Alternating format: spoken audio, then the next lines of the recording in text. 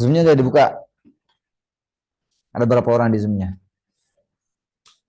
Satu doang. Oh, baru satu. Baik. Assalamualaikum warahmatullahi wabarakatuh. Alhamdulillahirabbil alamin. Alhamdulillah hamdan katsiran thayyiban mubarakan fih. Allahumma salli wa sallim daiman abada ala sayyidina maulana Muhammadin wa ala alihi wa sahbihi ajma'in, amma ba'd. Hadirin yang dirahmati Allah Subhanahu wa taala, hadirat ya. Alhamdulillah kita senantiasa menjadikan puja-puji kepada Allah Subhanahu wa taala atas segala nikmat yang diberikannya kepada kita semuanya, dan kita panjatkan salawat teriring salam ke Nabi kita Sayyidina Muhammad sallallahu alaihi wasallam beserta para keluarganya, para sahabatnya, dan para pengikutnya yang setia hingga akhir zaman. Allahumma shalli wa sallim. Insyaallah kita akan membahas mengenai pembagian mat di halaman 37.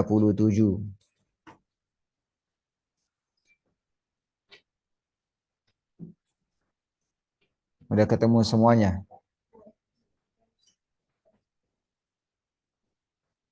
Qala rahimallahu subhanahu wa ta'ala wa nafa'ana bihi wa bi'ulumihi fid dharain amin. Wal maddu asliyyun far'iyyun lah wa sammi awwalan tabi'iyyan wa hu ma la tawaqqufun lahu ala sabab wa la biduhnil hurufu tujtalab bal ayu harfin ghair hamzin aw sukun ja ba'da maddin fattabi'iyya yakun. Wal maddu asliyun wa far'iyyun lah. Mat itu terbagi menjadi dua. Yang pertama mat asli, yang kedua mat far'i. Wasammi awalan tabi'iyyan, dan namakan mat yang pertama apa itu? Mat asli. Dengan apa? Mat tabi'i. Wahu, dan mat tabi'i itu adalah ma la tawaqqufun lahu ala sabab wala bidunil hurufu tujtalab. Nah, mat yang tidak bergantung pada sebab-sebab. Nah, sebab itu ada dua, sebab hamzah dan sebab sukun. Wala bidunil hurufu tujtalab, dan juga tidak bergantung pada huruf-huruf lain.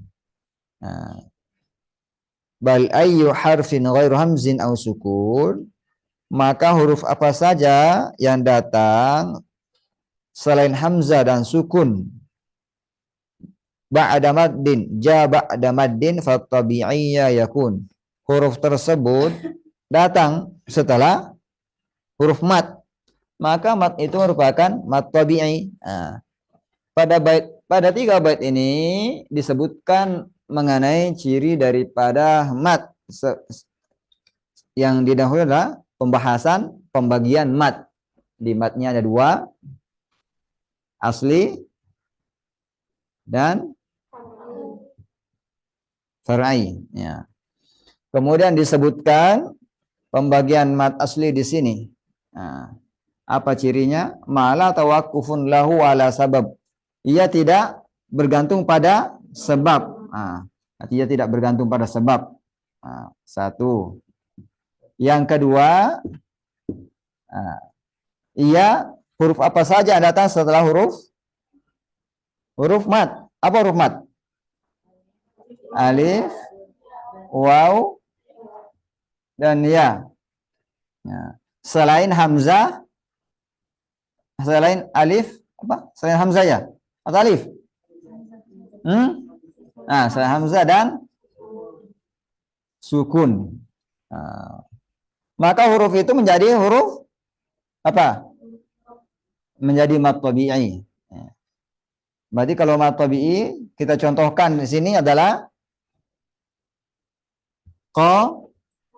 Nah, di sini ada apa nih? Ada alif. Datang setelah alif apa? Lam. Yang datang setelah alif ini bukan sukun dan bukan hamzah. Maka jadi mat tabi'i dia. Karena disebutkan tadi mala tawaqqufun lahu ala sabab, mat yang tidak terpengaruhi oleh dua sebab. Apa sebab itu? Hamzah dan sukun. Ya. Nah, kita ambil contoh yang lain.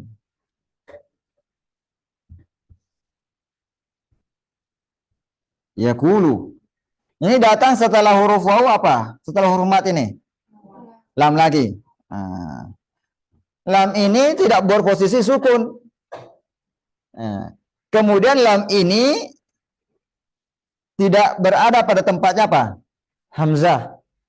Berarti ketika datang setelahnya ini, setelah huruf waw, bukan hamzah, bukan sukun, berarti di sini mat apa? Mat tabi'i. Satu lagi. Biar lebih mudah.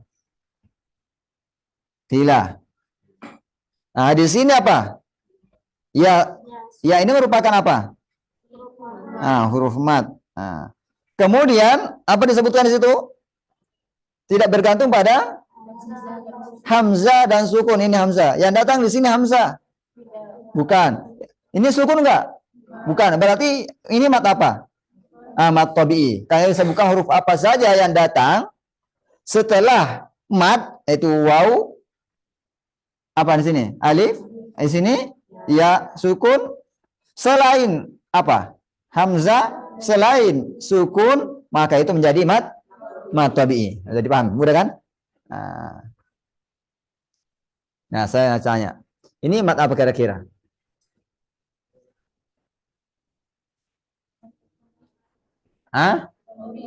Mat tabi'i. Kenapa mat tabi'i? Karena setelahnya bukan hamzah, bukan sukun. Mudah kan jawabannya? Saya tanya lagi satu. Apa?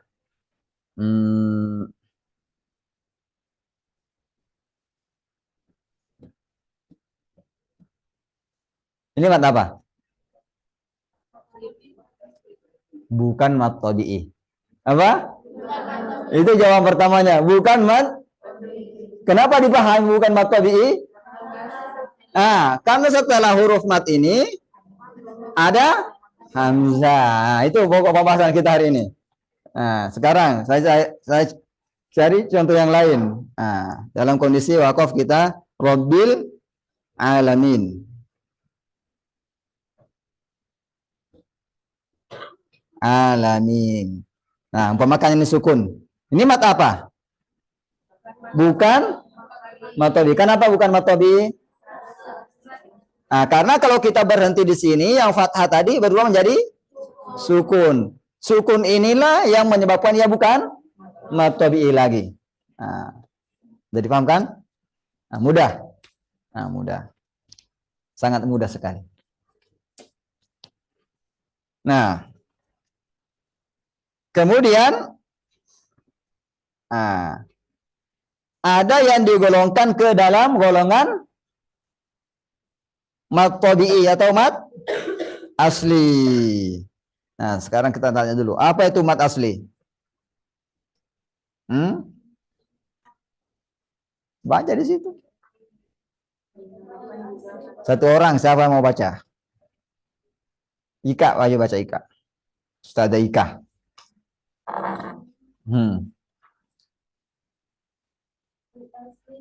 Dinamakan juga mat tabi'i, yaitu mad yang tidak dipengaruhi oleh hamzah atau sukun dan mad tidak terwujud dalam bentuk mad kecuali dengan keberadaannya. Kecuali dengan keberadaannya, mad tidak terwujud dengan bentuk mad tabi'i kecuali dengan keberadaan apa? Apa keberadaannya? Keberadaan waw, keberadaan ya sukun, keberadaan alif. Contohnya qalu ya Musa. Kemudian ada juga mat-mat yang digolongkan atau dikategorikan ke dalam apa? Mat tabi'i. Ya. Kenapa disebut dikategorikan atau digolongkan atau mulhaq dengan mat tabi'i? Karena mat-mat ini yang akan kita sebutkan menyerupai suatu keadaan daripada keadaan-keadaan atau kondisi daripada mat asli atau mat tabi'i. Ya. Kalau dalam ilmu nahwu disebut dengan mulhaq. Nah, mulhaq apa? Yang mudzakkar salim ada mulhaqnya. Mat yang digolongkan ke dalam golongan mat tabi'i yang di situ disebut apa yang pertama? Mat badal. Apa pengertian mat badal? Nah, secara bahasa mengganti atau mengubah. Nah, secara istilah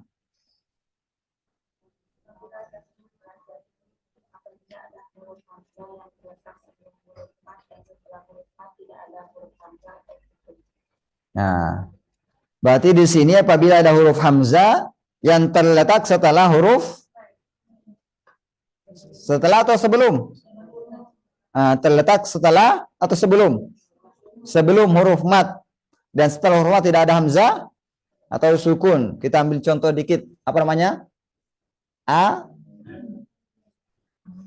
Amanu.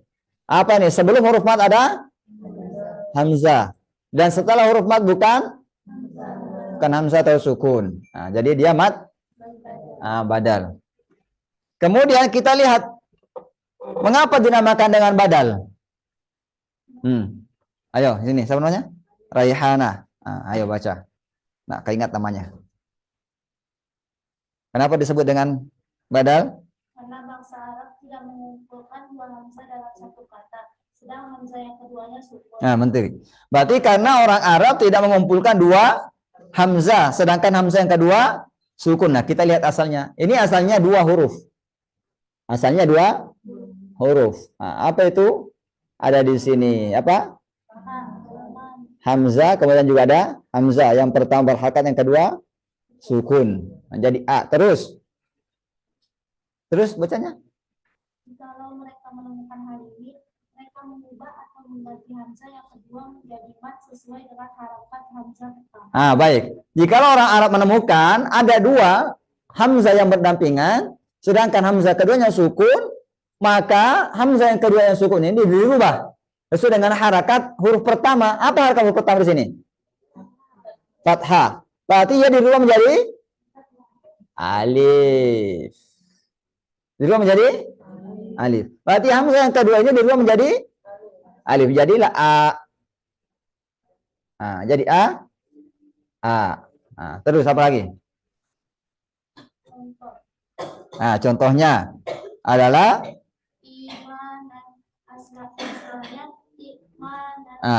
ini sama. Apalagi contohnya? Asalnya udah dipahami? Yang lain udah dipahami? Ini saya tanya, udah dipaham belum? Kenapa dinamakan mat badal? Menggabungkan?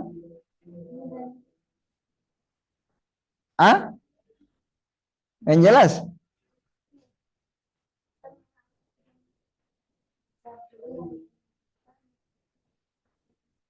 Hamzah yang kedua itu hamzah berharokat atau sukun? Sukun. Jadi hamzah yang sukun ini mengikuti harakat apa? Harakat yang pertama. Kalau yang pertama berharokat fathah, berarti yang kedua dirubah menjadi alif. Kalau yang kedua berharokat sukun yang sebelumnya kasrah, berarti yang kedua dirubah menjadi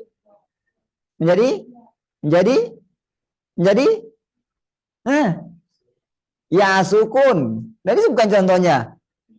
Imanan hanya imanan. Jadi pahami? Yang lain udah paham? Insya Allah.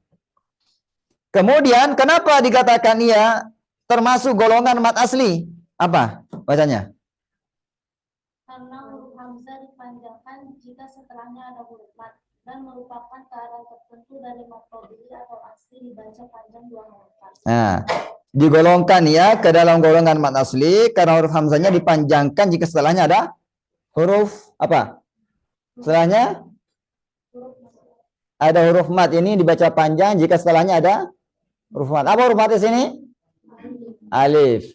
Kemudian merupakan keadaan tertentu dari mat tabi'i. Ketika kita melihat bentuknya ini, ia merupakan keadaan tertentu daripada Mad tabi'i. Apa kita sebutkan tadi ciri mad tabi'i?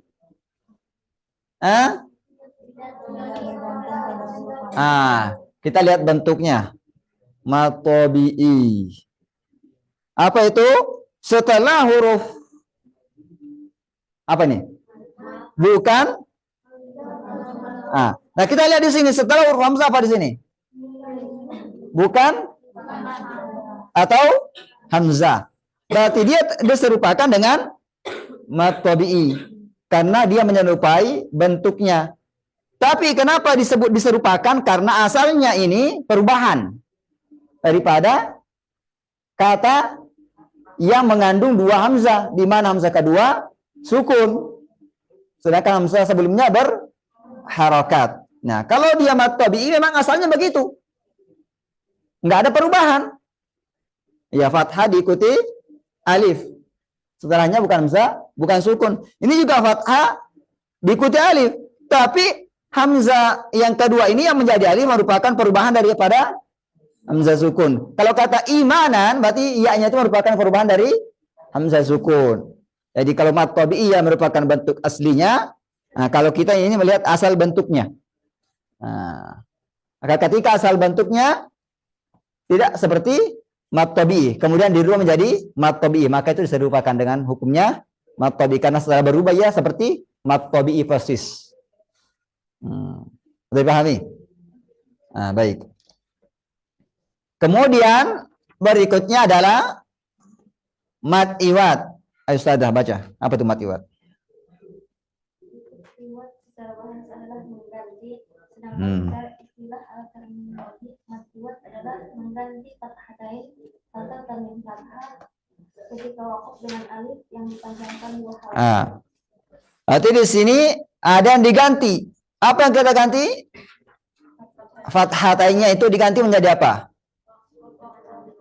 Diganti menjadi apa? Bukan diganti menjadi waqaf.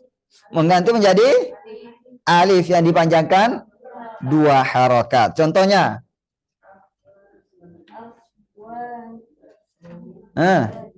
Afwajan. Jika waqaf dibaca afwaja. Afwaja.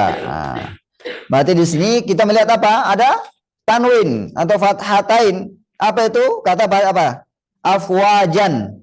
Kemudian ketika waqaf, kata ini diganti menjadi afwa aja. Kalau aliman diganti menjadi kariman menjadi karima. Begitu seterusnya. Kemudian apa yang dikecualikan? Tak marbutah. Mengapa? Walaupun dia berharakat apa? Fathatain sajaratan. Tapi ia enggak digolongkan ke dalam apa nih? Mad iwad. Kenapa? Karena kalau kita waqaf ini menjadi sukun. Hurufnya hilang dan berubah menjadi hak sukun.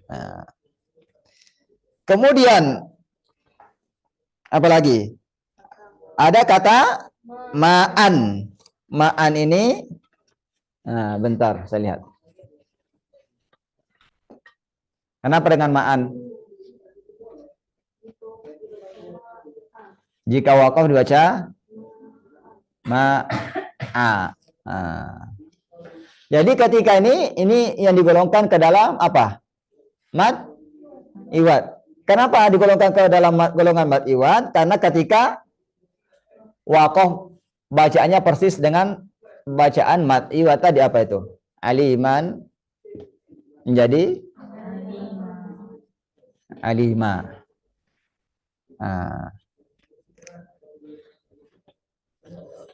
Atau sama dengan mad iwad atau tidak makan dengan mad iwad. Nah, kita lihat lagi kenapa mad iwad ini digolongkan ke mad tabi'i atau mad asli. Apa? Kenapa di situ? Coba lihat. Dapat termasuk golongan atau muhaf mad asli karena ketika waqaf tanwin fathah dirubah menjadi alif yang dipanjangkan dua harakat. Maka tetapi ketika wasal atau disambung tanwin fathahnya tetap terbaca. Hanya saja dalam keadaan wasal mengikuti hukum sukun dan tanwin. Berarti ia hanya apa? Mengambil hukum mad tabi'i ketika kita waqaf. Kalau kita sambung maka ia tidak menjadi mad tabi'i. Ya. Maka ketika dalam keadaan kondisi wakaf ini, ia ini persis menjadi bentuk apa? Apa ciri mad tabi'i? Fathah diikuti alif. Nah, itu ciri pokoknya. Fathah diikuti alif. Nah, aliman. Ketika menjadi aliman, mati ia sudah memenuhi kriteria daripada apa? Mad tabi'i, aliman. Tapi karena ia hanya menyerupai satu sisi daripada mad tabi'i, yaitu ketika wakaf saja, maka ia bukan mad tabi'i asli, hanya digolongkan ke hukum mad tabi'i karena ia hanya apa? Sesuai dengannya ketika kita wakaf saja. Udah dipahami? Nah, udah, baik. Kemudian berikutnya adalah mad silah sugro. Saya suruh baca ini. Siapa namanya? Khairani, kalau nggak salah. Iya. Nah, ayo silakan. Silah secara bahasa adalah menyambung, sedangkan secara istilah atau terjemah mengganti. Silah adalah menyambung hadomir yang dengan huruf waw. Langsung ke situ. Yang tanda kurung nggak usah dibaca karena tanda itu merupakan penjelas. Menyambung hadomir dengan huruf waw jika huruf ha berharkat dhamma, dan disambung dengan huruf ya jika huruf ha berharkat kasroh, dengan syarat berada di antara dua huruf yang berharkat. Berarti mad silah merupakan terambil daripada hak dhamir. Hak dhamir di sini hak dhamir yang menunjukkan laki-laki. Hak dhamir menunjukkan laki-laki. Ya, kalau hak dhamir menunjukkan perempuan tidak termasuk daripada hukum mad silah. Nah, maka di sini bentuk hak dhamir yang menunjukkan laki-laki itu ada apa di sini? Dua. Apa itu? Hak dhamir yang diikuti waw. Kemudian hak dhamir yang diikuti ya sukun. Kalau hak dhamir yang diikuti alif, itu jadi muannas. Muannas. Hak dhamir menunjukkan perempuan, bukan menunjukkan laki. Makanya enggak termasuk mad silah. Contohnya apa? Innahu ala raj'ihi laqadir.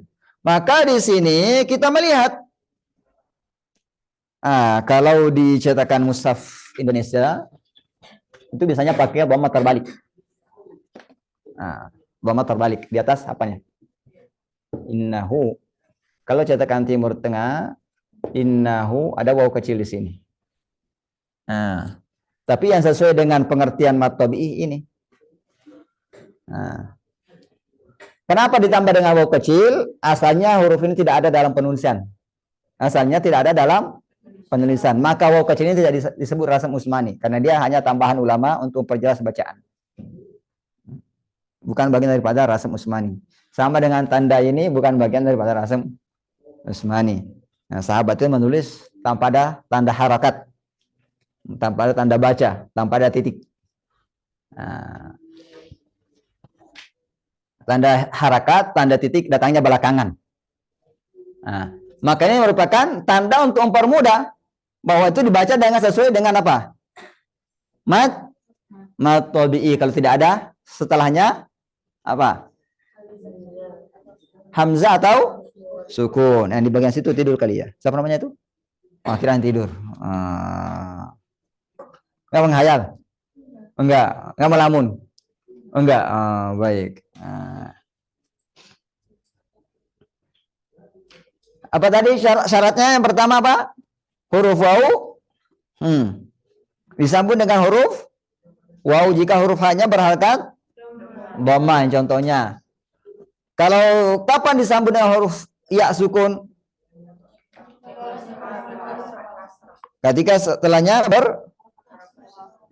sebelumnya. Ketika sebelumnya, alhamdulillah tidak ngantuk juga ternyata. Tapi yang tidak ngantuk cuma gurunya.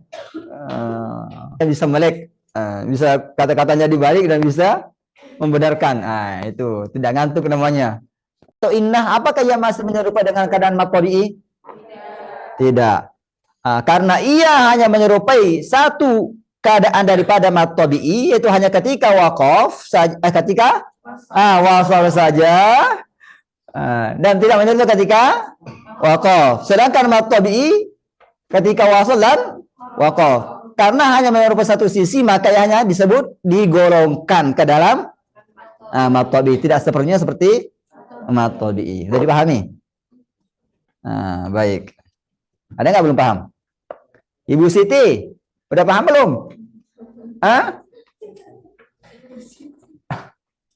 Udah paham? Insya Allah. Alhamdulillah. Baik. Nggak boleh dipanggil ibu, Ustazah Siti. Baik. Sekarang kita pindah ke bait berikutnya. Menjadi penyebab mad far'i. Wal akharul far'i mauqufun ala sabab kahamzin aw sukunin musjala. Dan mad yang lain disebut dengan mad far'i. Mad far'i ini bergantung kepada dua sebab. Apa itu? Hamzah dan sukun secara mutlak. Jadi yang menyebabkan adanya mad far'i hanya dua. Apa itu? Kalau dia yang datang setelah mad huruf waw, jadi nggak mad far'i. Kalau yang datang setelahnya huruf lam, jadi nggak mad far'i.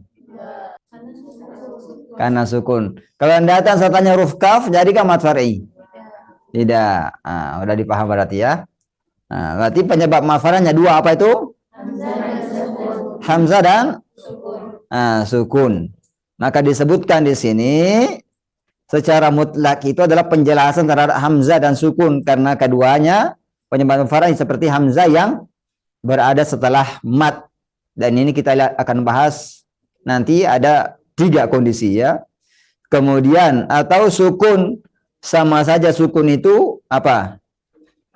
Arid atau asli. Kalau asli ya berada pada apa? Mad lazim.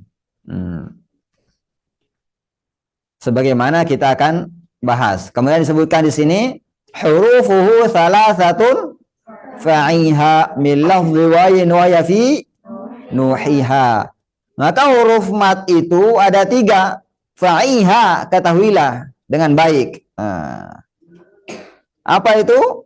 Min lafzi wayin, terambil daripada lafaz wayin. Apa tuh wayin? Waw, alif dan ya. Wahya, ketika huruf ini dijadikan mad, maka ia digabungkan menjadi satu kata. Apa itu? Nuhiha. Nu adalah mad apa? Hi, ha. Kenapa disebut dengan mad tabi'i? Karena nu merupakan dhammah, setelahnya wow. Hi, kasrah, setelahnya ha. Baik. Contoh yang lain apa? Utina. Baik. Sudah jelas kan? Maka disebutkan sini wal kasru qabla al-ya wa qabla al-waw dhamm syartun wa fathun qabla yultazam. Berarti syaratnya adalah kasrah ada apa? Sebelumnya, yang terletak sebelum ya sukun. Kalau waw yang terletak ngantuk. Setelah ulangi. Ulangi apa? Kasrah yang terletak sebelum ya sukun. Waw terletak apa? Setelah dhamma. Ada yang mulai, alhamdulillah. Kemudian apa lagi? Alif terletak setelah fathah. Baik. Fathah terletak sebelum alif. Kasrah terletak sebelumnya. Ini syaratnya harus apa? Diketahui. Karena syarat inilah merupakan melazimkannya dia menjadi mad. Kalau nggak ada alif, nggak ada ya sukun, nggak ada sukun, tidak menjadi mat. Sekarang walinu min hal ya awawun sukina. Ini infitahun qabla kullin u'lina. Dan lin atau dua hurufnya itu terambil daripada huruf mat. Apa huruf mat tadi? Waw, apalagi? Ya, apalagi? Alif. Lin itu terambil daripada huruf mat itu. Apa itu? Waw dan ya. Kapan terjadi ya lin? Ini fitahun qabala kullin. Ketika sebelum ya berharakat fathah. Kalau sebelum waw berharakat dhamma maka ya makanya jadi mat tabi'i. Kalau sebelum ya sukun kasrah maka ya bukan lin. Tapi mat tabi'i itu juga disebut dengan apa? Lin, karena penyebutannya mudah dan lembut. Maka di sini apa disebutkan di sini? Ada yang disebut dengan apa? Mad lin. Mad lin itu ketika waqaf. Kalau nggak waqaf disebut lin saja. Contohnya apa? Khaufin as-sayfi Quraisyin. Khaufin disebut lin karena mantap. Setelah atau sebelum? Sebelum, ada yang ngantuk. Kalau Quraisyin disebut lin kenapa? Baik. Fathah setelahnya apa? Ya sukun. Kalau khauf fathah setelahnya waw sukun. Baik. Bisa dipahami? Baik. Kayaknya sudah setengah jam. Berarti pekan depan kita lanjutkan pembahasan ya. Biar kita prakteknya lama. Dan kalau pembahasannya lama nanti prakteknya sedikit. Karena banyak orang. Ada yang ditanyakan enggak? Bisa dimengerti semuanya? Baik, kalau itu saya bertanya. Ustazah Siti, apa penyebabnya mat asli?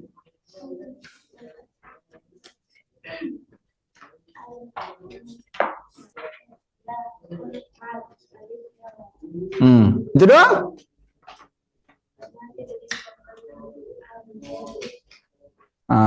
Baik. Ada huruf mat, setelahnya bukan hamzah dan sukun. Saya mau tanya satu lagi, siapa ya? Itu yang merah itu siapa namanya? Aizah. Lin itu ada berapa hurufnya? Yakin dua? Apa? Alif nggak termasuk? Enggak, yakin? Baik. Kapan waw dan ya itu menjadi lin?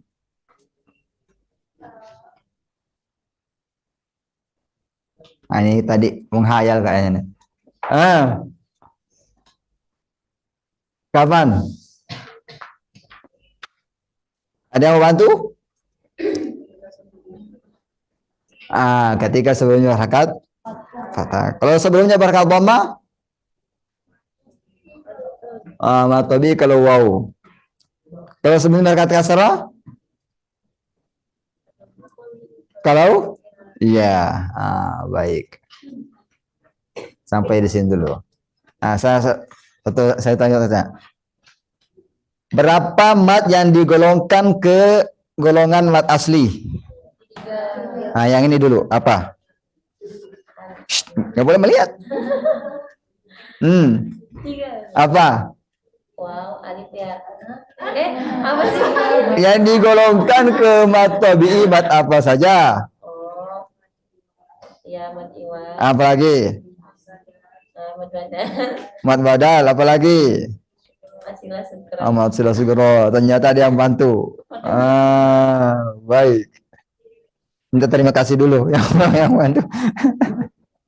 Baik, sekarang kita praktek ya. Alhamdulillah. Berarti sudah dipahami. Ujiannya mudah dijawab berarti ya.